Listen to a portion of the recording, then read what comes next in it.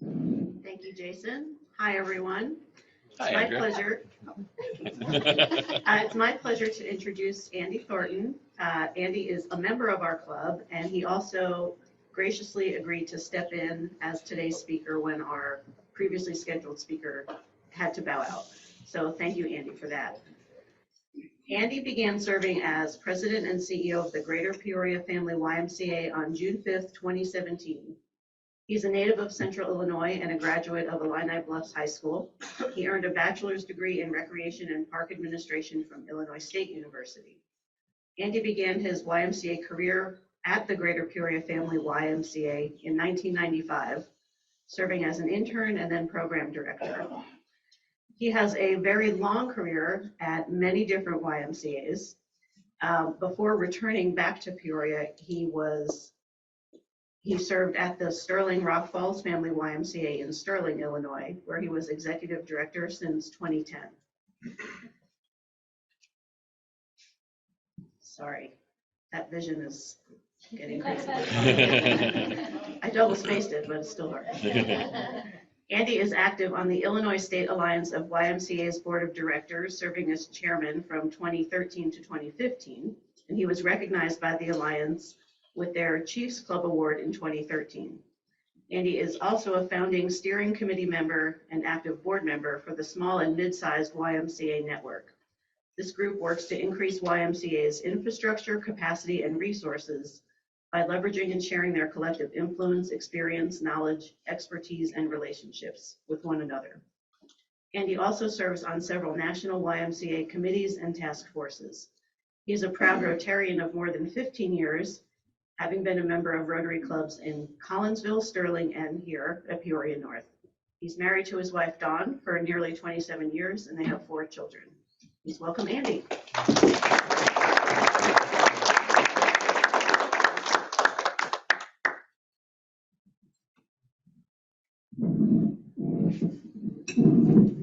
Noisy out there, isn't it? It doesn't come tall enough. No. Doesn't matter where I go. Thank you, Andrea, for the introduction, and thanks for the opportunity to be here to share with you a little bit about your YMCA. So this presentation is probably long overdue, but when I got the email from Ashley, I think Tuesday evening, saying, "Hey, we got a opening. Could you fill it?" My first response, while being completely honest, was no. Although I kept that inside. I got so many things to do. We're all so busy, right? And pull together a presentation in a couple of days felt a bit uncomfortable. But as my job, right? I'm paid to talk about the YMCA and to share the good news of the work that we do at the YMCA and how we aspire to lead and impact our community in so many different ways. After thinking about that for a few minutes, I thought this is the right thing to do, right? So I'm happy to be here today. And I did put quite a bit of time into this presentation. Somebody asked me earlier, how much time did you put into it? And I spent probably more time than I thought I would.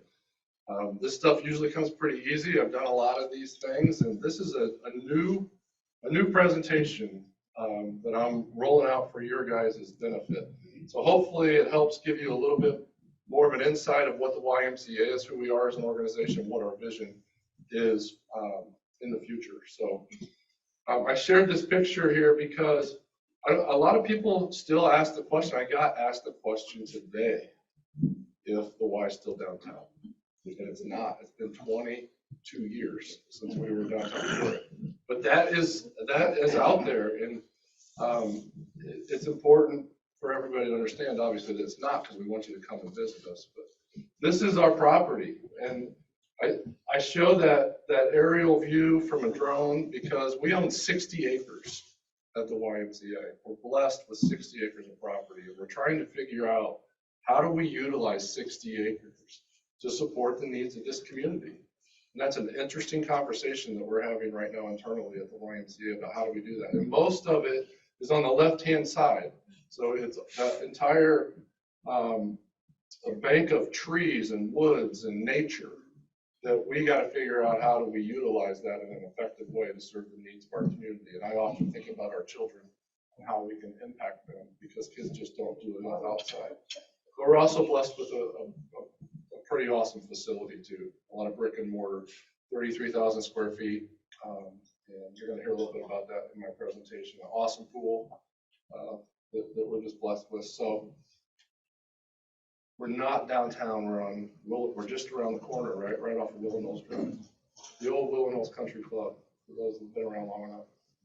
So I want to share a little bit about the history of the YMCA. We'll start globally, come down to the Peoria level rather quickly. So 1844 is when the YMCA first started in London, England. Our founder was a guy by the name of George Williams. I just realized this, putting this presentation together. I didn't realize George Williams was 20 years old when he started the YMCA. It's a pretty amazing fact, I thought. Started in London, England during the Industrial Revolution because George saw the need for young men to have a positive influence around the spirit of Christ. And if you can imagine what was going on back in that time, probably a pretty important thing. Made its way over to America in 1851, and just 9 years later, 11 years later, sorry, my math is horrible, made its way to Peoria. So it wasn't too long after it started, it was founded here in Peoria. So I think it's 162 years of history here in this local community that we've been doing some pretty neat things. Just some interesting facts about the YMCA. I'm not going to read all these to you for the essence of time, but I think one thing I'd like to point out is just the map. This map represents every community where there is a corporate YMCA. And that is just under 800 YMCA corporations across the United States. Each one of those dots represents a corporate YMCA, and I say it that way because many YMCAs have more than one facility, have more than one place where they provide programs and services. We're one of those YMCAs where we have one facility, but we provide a lot of programs and services in other places. And I'll talk a little bit about what that looks like here in Peoria in a minute. 2,500 communities that we have brick and mortar facilities, and over 10,000 where we provide programs and services. One of the interesting stats on this slide is that fourth bullet point down. 77% of the population lives within 10 miles of a YMCA. That's pretty staggering data. So we have a lot of opportunity to serve and meet needs in local communities. And the other thing I like to say about the YMCA is if you've been in one YMCA, you've seen one YMCA because they're all different. They all do we do a lot of things that are consistent, a lot of things that do mirror each other, but we all serve needs based on the needs of our specific community. So we're a federated organization. All 750 or so YMCAs have their own government structure, have their own board of directors. So we're independent and have a lot of autonomy that way, but we do collectively work under the umbrella of the national organization, which is called the YMCA of the USA.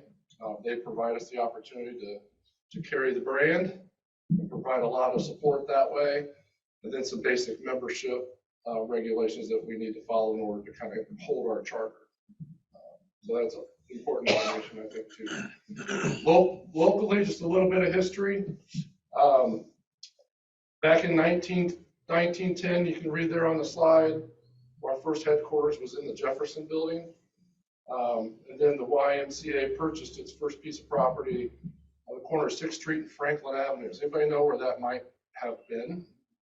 Well, if you know Kumpf Boulevard and you know Monroe Street, it's right in that area. So really near where the Civic Center was. Not too far where it landed on Hamilton Boulevard just a few years later, which is where a lot of people still think we are today. And we are not. The Dream Center has really nothing to do directly with the YMCA. That's its own entity, own operation. They do great things, and they fill some significant need there. 1952 is when that facility was developed. I'm sure many of you in here maybe have memories of being in that facility. And if there's any stories about you swimming naked in the pool, I don't want to hear them. But those stories are out there, and I know they are. That was last week. So 1952 is when that facility was developed or built, and then opened in 1955. Dormitory style rooms. I actually cut my teeth in that building in the YMCA back in 1995 as an intern. And was blessed to come back and lead the organization as Andrea shared in 1997. Or 2017, sorry.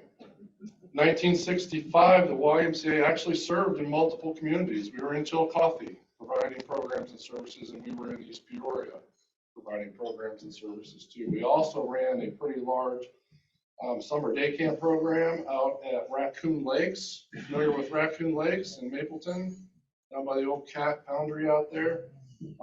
That property, you'll remember the last couple of years, the Park District sold it off not too long ago. But that's interesting little tidbit too. In the 70s, the dormitory was leased to Bradley for student housing. And it didn't last very long because I think you can imagine with college students living in a YMCA, things could get probably pretty interesting. 3 or 4 years, I think, is the length of stay there. And then in 1995, a partnership was created with the YWCA, and they created their transitional housing program and used the top 3 floors of that facility, which are now really being utilized by the Dream Center for their housing program today. Childcare was a big part of our operation back in the 90s. We had one of the largest childcares in the area, where we served over 100 kids on a daily basis. And most of those, 97% of those kids were on some type of subsidy. Filled a pretty important need. We moved out to Willow Knolls in March of 2000 is when the country club voted to give their property to the YMCA. Really interesting story, and I think it's important for people to understand because there's a bit of a feeling in our community by some people that the Y abandoned the downtown community and some of those communities around it because it left. And really the Y needed to leave. It had to leave. It was forced to leave because the Y was in a really desperate situation back at that time, facing bankruptcy, and almost dissolved and went away. But when the country club decided to, I think they were struggling too at the time, they gave their property to the Y, gave the Y a new life and an opportunity to reinvent itself. And now it's our job to figure out how do we get back into those communities that we left 20 years ago, because that's an important place for us to serve. And we're doing some of that now and working to do more of that. So really, the Riverplex, you're going to hear a little bit more about the Riverplex, but when the Riverplex was created, unfortunately, the Y wasn't a part of that conversation at the table, and that changed the course of history for the YMCA. And I'll tell you that in looking back on it and not being involved in it necessarily directly, I think it was one of the better things that could have happened for the organization as we move forward. In 2008, 2004 and 2008 is when the Y really started to create its own footprint at Willow Knolls, because it was just the country club. And we started to turn it into what it is today with the gymnasium space and wellness center space and all of those things. And it is really a great facility. And then in 2021, guess what? The YMCA and the Park District got its act together and figured out a way to collaborate and partner for the betterment of our community. And we began a formal partnership around membership, to where now we sell one membership collectively and you get access to both facilities. And we share the revenue 50-50, primarily on how we do that. And that has transformed our organization from a membership perspective, which has been a great thing because those membership dollars provide us resources to invest back into our community. So another little bit of history that I just came across this week too. It's Black History Month, right? And our staff uncovered this as they were putting together some plans about celebrating Black History Month. Back in 1915, up at the Wabash Avenue YMCA in Chicago, which is pretty close to where the White Sox play baseball. If you know the Chicago landscape. Carter Woodson organized the Association for the Study of Negro Life and History, which researched and celebrated the achievements of Black Americans. This led to it starting Negro History Week, the precursor to Black History Month. I found that pretty cool, that it kind of started at the YMCA. A little bit about our impact here more recently in 2023. As we count community benefit, we provide nearly $1 million in community benefit and programs and services to our community. About $400,000 of that is in the area of youth development, things that we do to serve kids. and another 500,000 in the area of healthy living. And a lot of that comes in around senior space, seniors that we serve at our YMCA. The YMCA is an interesting place if you come and hang out for the day. In the morning, it's a senior center. In the afternoon, it's a youth center. And in the evening, it's a family type of facility. And it really changes throughout the day, the dynamics of that facility. It's really interesting to be a part of that. And we've provided those services to more than 3,700 individuals. And you can see how those are broken down by category. A little bit about our finances. I share this with you because I just want to make a point. The biggest source of revenue for our organization is through membership. That's an important piece. You know, a lot of people think of the YMCA as a gym, a place to go work out, right? A place to swim. And it is that, and it's an important part of what we do. But there's a lot more that we do beyond that as an organization. And the reason why I show the difference between what happened in 23 and what we're planning to do in 24 is we realize that there's a need for us to be a little bit more diverse. And we want to change the pie to be a little less gray and a little more yellow. And so we're really focused on the development of more programs and services that are going to support the needs of families that will also, in turn, help support in memberships. And we need to figure out more reasons for people to become a member. And we do that by serving the entire family. And we're really focused on that. That's part of Trey's job as our director of operations. And he's doing a really good job of building that out through his team. We've got some really neat things coming down the pipeline. But a little bit about our employees. So we have 122 employees in 2023. A big majority of those are part-time. I think we have 15 full-time positions at the YMCA. It's a little bit about the generational demographics, which I think is interesting. I have now become and realized that I am the old guy in the organization. That has hit me hard over the last 12 months. Every one of my staff are young enough to be my child. And that's an interesting place to be as a leader, because I was always one of those guys that looked up to the old guard, right? And wanted to be one of those, and I finally realized I am that person now. But we have a pretty good mix of generational demographics. We do have one pre-baby boomer. Her name is Edie, and she opens our YMCA at 5 a.m. every day. She is there, and Dawn can relate to that. I don't get there very often at 5 or 5:30, I'll be completely honest, and I probably won't. But, ethnicity, we have a really good breakdown in ethnicity, and I share this slide with you because we've been working really hard to become more diverse intentionally as an organization, because we know that we need to reflect our community differently that way. That 50, I think it's 57% white or is it 53% white? And we were 65% 2 years ago. And I think that's an important thing for us, is the more diverse we become, the more, I think, welcoming we become to the entire community. That's an important thing for our organization. So now I want to talk to you a little bit about the future and the vision for growth. I want to watch the timer, and I don't want to go too much past one. But, this map just represents kind of our service area. So the Peoria YMCA is chartered with the National YMCA. We have 3 counties that we're designated with serving: Peoria, Woodford, and Tazewell County. The Tri-County area is our service area. And right now we have one facility located on the north side of Peoria. We do a really good job of serving the north side of Peoria, I would say, that way.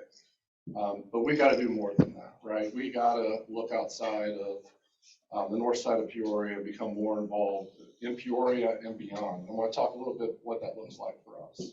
So this is just a map, show you where we're located. Why am I not advancing? There we go.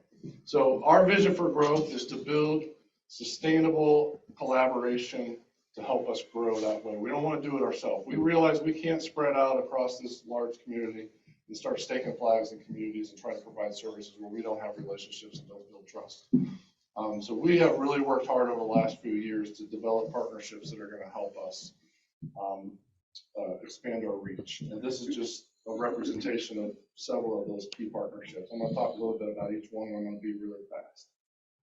Easter Seals is one that we work pretty closely with and have for the last couple of years. In 2020, during the pandemic, Easter Seals started providing therapeutic services in our facility. They had a need to get outside of their facility, be more inclusive environments, and they could do that at the YMCA. So we give them space at the Y where they serve young children 0 to 5 and cognitive and physical therapy needs right there at the YMCA. It's not uncommon for you to walk around the Y and see a Easter Seals therapist working with a child walking stairwells or whatever it is that they need to do. In 2023, we just started this. We're now providing swim lessons at Easter Seals, using their pool in the East Bluff community to serve kids in a swim lesson capacity. We're actually going to launch a Safety Around Water program in March, where we'll start providing free access to Safety Around Water programming at Easter Seals. Another partner is our park district. We talked a little bit about that with our dual membership access agreement, which is a huge deal. In 2019, we started building partnerships with them. We shared an aquatic director. We hired an aquatic director, and they paid for part of that and served both needs at the YMCA in the summertime and then the wintertime needs at the Riverplex. And that really led us into that partnership around membership, which is huge for us, no doubt about it. And then we just launched yesterday, on Tuesday, our mobile programming unit, which is a partnership with the Park District through a grant that we received from Impact Central Illinois to launch a mobile programming unit to serve the needs of 61603 and 605. Membership is big. Like I said, we are seeing membership participation at the YMCA greater than it has been in the last 10 years. And it all, I believe, has a lot to do with that partnership with the Riverplex. So this is a map of our growth since COVID. COVID wrecked us. We lost almost 50% of our membership participation through that, which is understandable. So we started measuring our success compared to pre-COVID numbers at the beginning of this map. So the beginning of that map is March of 2021, a year after COVID. And you can see the climb. The star represents when did the partnership with the Park District start and the Riverplex. And then the climb got real rapid, real rapid. We're starting to see it level off a little bit, but we're excited about the future for that. So that was a very important and strategic collaboration that really benefited both organizations and has provided us a ton of flexibility on how we can build out some of these community service initiatives that we're working on today. Mobile programming unit with the Park District, which started this week in a pilot phase down at Proctor Center. We got together with the Park District team. Actually, we held an event, a fundraising event, in I think it was 2021.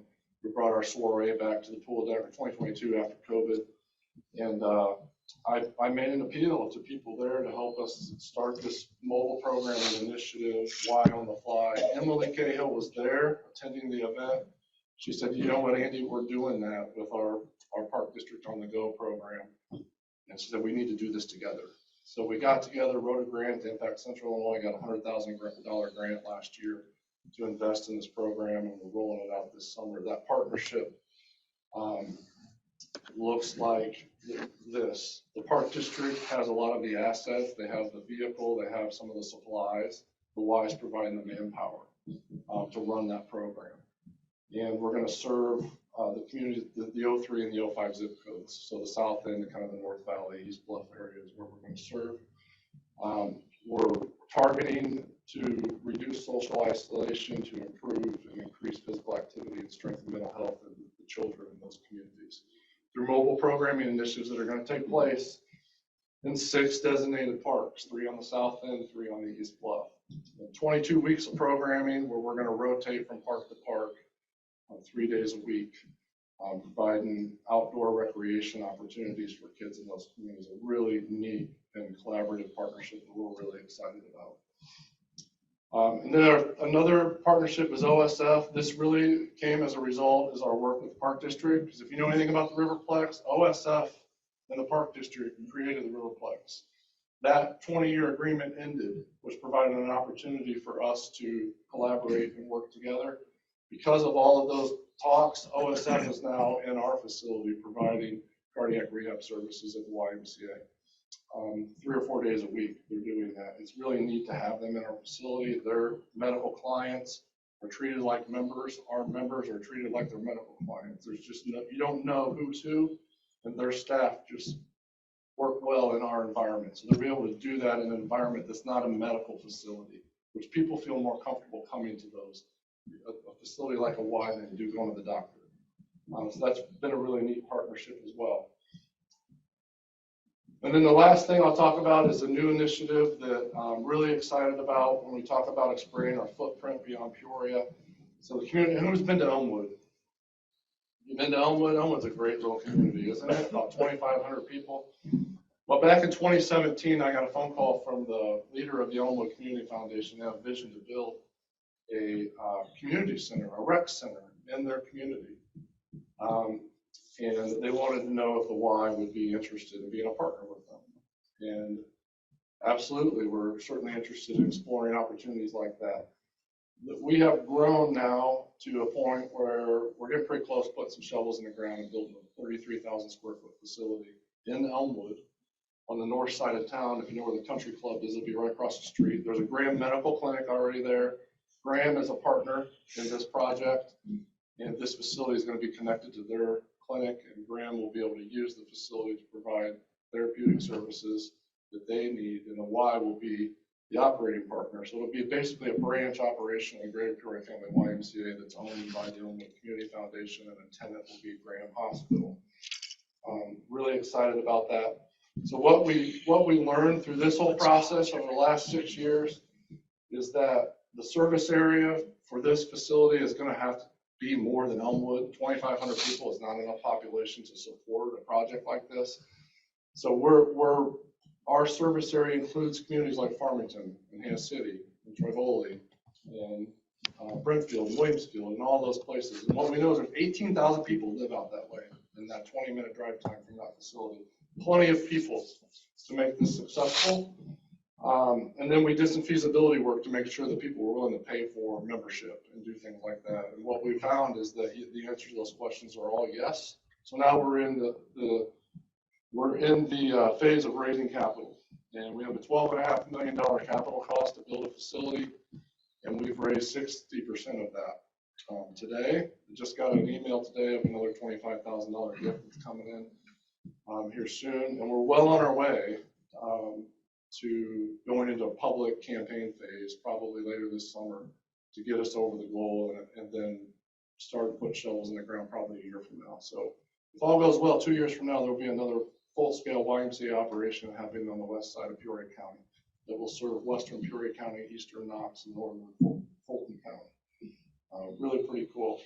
So have that all being said, and those partnerships have allowed us to kind of spread our reach intentionally into the downtown area and those communities around it, out west, the western Peoria County. And if all goes well, in the next 10 to 15 years, you'll start seeing more of those Y logos even across the river in the Tazewell and Woodford County. We're really excited about what our future looks like. So with that, I'll close it up and just say thank you for the opportunity to share with you. I'm happy to answer any questions that any of you might have. I'm sorry for holding you a little bit past one.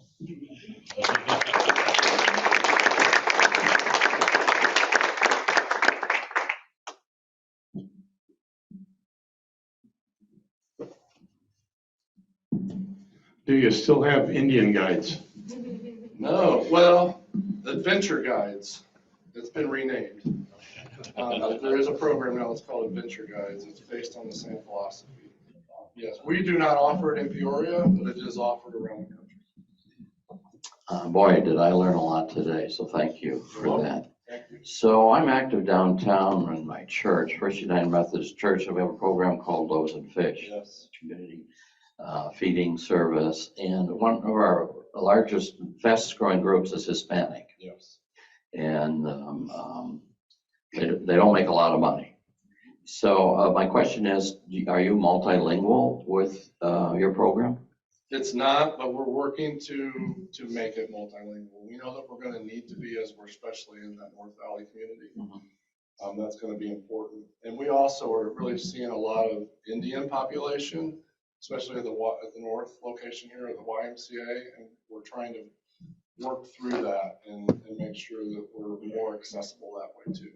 We do have one fitness instructor who's from the Indian community, and that has really brought in an amazing amount of participation from that community.